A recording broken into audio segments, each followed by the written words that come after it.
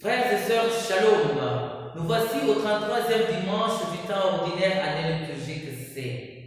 Frères et sœurs, l'Église Notre Mère nous présente Luc chapitre 21 du 5e au 19e verset. Jésus nous parle du discours de la fin que notre corps n'aime pas entendre parce que notre corps est attaché encore aux choses de la terre. Frères et sœurs dans le Christ, les disciples de Jésus étaient en train de discuter sur la beauté architecturale du temple de Jérusalem. Mais Jésus va profiter de leur étonnement extérieur de la beauté pour les inviter maintenant à pouvoir chercher la beauté intérieure, celle de leur cœur, la rencontre avec lui-même, le Fils de Dieu, quand il viendra dans sa gloire. Quand Jésus va leur dire qu'il ne restera pierre sur pierre, ce temple sera détruit. Les disciples vont finalement poser la question à Jésus de savoir à quand cela va arriver. Quel sera le signe précurseur?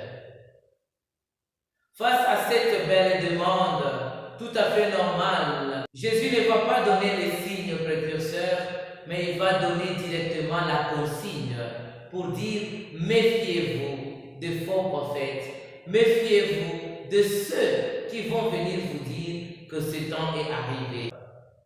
Comment s'y prendre, nous qui vivons déjà dans ce temps où, quelque part, il y a des tremblements de terre, il y a des guerres et toutes sortes de problèmes.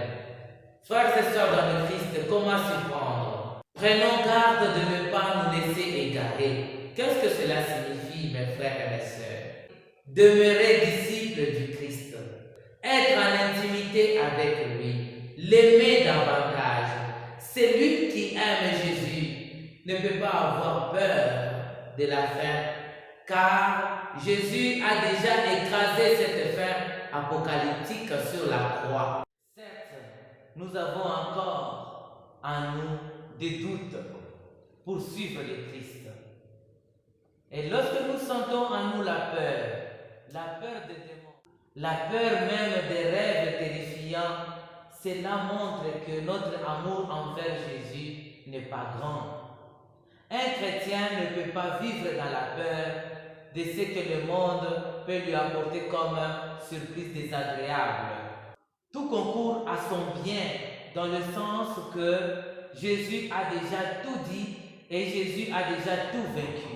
Qui vit du Christ ne peut pas avoir peur de quoi que ce soit.